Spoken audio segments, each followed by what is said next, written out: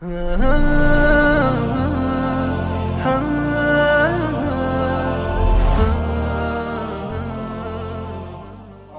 بالله من الشيطان الرجيم. بسم الله الرحمن الرحيم. سورة الفاتحة مكية 7 آيات بالبسملة إن كانت منها، والسابعة صراط الذين إلى آخرها، وإن لم تكن منها فالسابعة غير المغضوب إلى آخرها.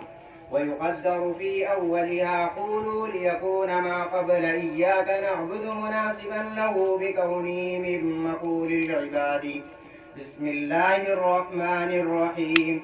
الحمد لله جملة خبرية قصد بها الثناء على الله بمضمونها من أنه تعالى مالك لجميع الحمد من الخلق أو مستحق لأن يحمدوه، والله علم على المعبود بحق رب العالمين، أي مالك جميع الخلق من الإنس والجن والملائكة والدواب وغيرهم، وكل منهم يطلق عليه عالم يقال عالم الإنس وعالم الجن إلى غير ذلك، وغلب في جمعه بالياء والنون أولو العلم على غيرهم، وهو من العلامة لأنه علامة على موجده. الرحمن الرحيم أي ذي الرحمة، وهي إرادة الخير لأهله. مالك يوم الدين أي الجزاء، وهو يوم القيامة، وخص بالذكر لأنه لا ملك ظاهرا فيه لأحد إلا لله تعالى، بدليل لمن الملك اليوم لله. ومن قرأ مالك فمعناه مالك الأمر كله في يوم القيامة، أي هو موصوف بذلك دائما كغافل الذنب، فصح وقوعه صفة للمعرفة. إياك نعبد وإياك نستعين، أي نخصك بالعبادة من توحيد وغيره، ونطلب منك المعونة على العبادة وغيرها. اهدنا الصراط المستقيم أي أرشدنا إليه، ويبذل منه صراط الذين أنعمت عليهم بالهداية، ويبذل من الذين بصلته غير المغضوب عليهم وهم اليهود ولا وغير الضالين وهم النصارى. ونقطة البدل إفادة أن المهتدين ليسوا يهودا ولا نصارى، والله أعلم بالصواب وإليه المرجع والمآب. وصلى الله على سيدنا محمد وعلى آله وأصحابه الطيبين الطاهرين صلاة وسلاما دائمين متلازمين إلى يوم الدين، والحمد لله رب العالمين. ये जलालैन शरीफ पढ़ने तफसीर में अहम तरीन किताब है। यही वजह है कि सैकड़ों सालों से मुख्तलिफ मकतबे फिक्र के मदारिस में ये दाखिले दर्स गोया ये ऐसी किताब है। वैसे तो ये मिशकात शरीफ की जलालैन शरीफ तफसीर की किताब है। ये जो है क्या नाम तुम्हारा है? मोहम्मद नाजिम साहब सोच रहे हैं बैठ करके कि वो तो ठीक है सब कुछ, लेकिन एक बात मेरी समझ में नहीं आ रही कि हमने कुरान पढ़ा, हमने तफसीर की दूसरी किताबें पढ़ी, सब में सूरह फातिहा पहले है, शुरू में ही सूरह फातिहा, और इस किताब में सूरह फातिहा बिल्कुल आखिर में आ रही है। ये क्या कहानी है? ये मेरी समझ में नहीं आ रही। ये बैठा बैठा सोच रहा है कि ये बात मेरी समझ में नहीं आ रही कि कुरान पाक की तफसीर है, कुरान पाक में सूरह फातिहा पहले है, अलहम्दुलिल्लाह के बारे में भी पहले है, तफसीर की दूसरी सारी किताबों में भी पहले है। ये यहाँ पीछे ये सबसे आखिर में सूरह फातिहा कैसे? ये जलालैन शरीफ का इफ्तिताह हो रहा है या इसका इख्तिताम हो रहा है? ये बैठा बैठा सोच रहा है यहाँ। تو میں یہ کہوں گا یہ بقول خان کے یہ اوپر کا بات ہے، زیر سے سمجھ آئے گا۔ اصل بات یہ ہے کہ اس کتاب کے دو مصنف،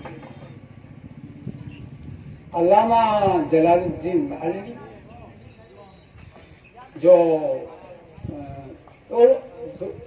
دو مصنف ہیں، اتفاق سے دونوں کا نام جلال الدین ہے اور دونوں مصری ہیں۔ ایک جلال الدین محلی جو محلۃ الکبریٰ کی طرف منسوب ہے، جو ایک شہر ہے مصر کے اندر، جس کو سوق اخضر کہا جاتا ہے آج۔ سوق اخضر محلۃ الکبریٰ ایک شہر کا نام ہے، تو اس کی طرف نسبت ہے، اس واسطے ان کو محلی کہا جاتا ہے۔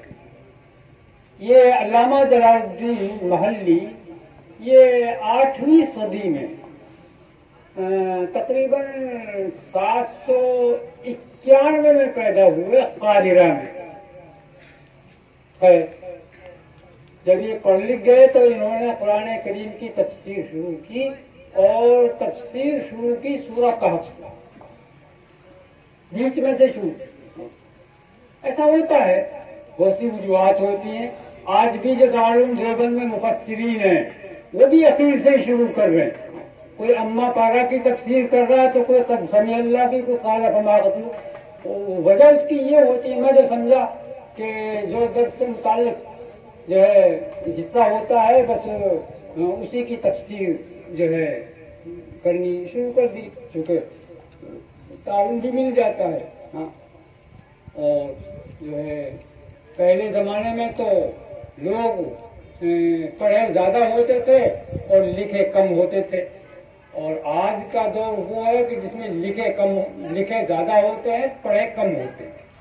یعنی جو درس متعلق ہوا اور جو کتاب اچھی سی لگی، بس اسی کے لیے طبیعت چاہنے لگی کہ میں اس کی شرح لوں، چاہے ضرورت ہو یا نہ ہو، ایسے ہی سلسلہ چل رہا ہے۔ ہاں، تو آج بھی جو ہے اخیر سے شروع ہو رہی ہے، کہیں کوئی تفسیر جو ہے دروس القرآن ہے تو تدریس القرآن ہے تو اور بھی دوسری ہے، تو وہ اخیر سے کوئی سورہ قاف سے، تو ایسے ہی علامہ جلال الدین محلی نے بھی، تو انہوں نے بھی کچھ سوچ کر کے سورہ کہف سے تفسیر کرنا شروع کی، اور کرتے ہی چلے گئے اور سورہ ناس تک فارغ ہو گئے۔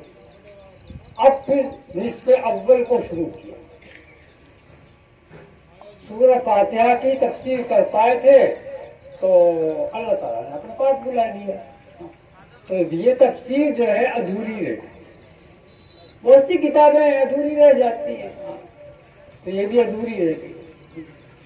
پھر اس کے بعد 9ویں صدی میں اللہ تعالیٰ نے ایک دوسرے جلال الدین کو بھیجا وہی مصر میں، جن کو جلال الدین سیوطی کہا جاتا ہے۔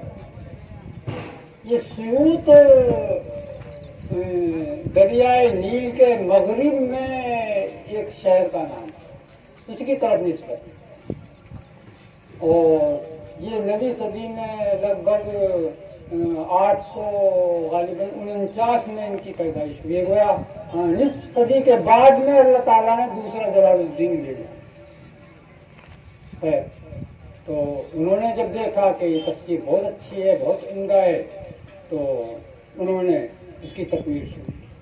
تو سورہ بقرہ سے لے کر کے سورہ کہف تک یہ علامہ جلال الدین سیوطی نے اس کی تفسیر کی، اور اسی نہج پر منوان کوئی فرق محسوس نہیں ہونے دیا۔ تو اس کتاب کے دو مصنف، تو اب نصف آخر کا تو کی تفسیر تو کی ہے علامہ محلی نے، اور سورہ فاتحہ کی، تو اگر سورہ فاتحہ کو شروع میں رکھ دیتے تو ان کی تصنیف متفرق ہو جاتی، دو جگہ بٹ جاتی، تو اس لیے تاکہ علامہ محلی کی تصنیف یکجا ہو جائے، اس لیے سورہ فاتحہ کو اخیر میں رکھا۔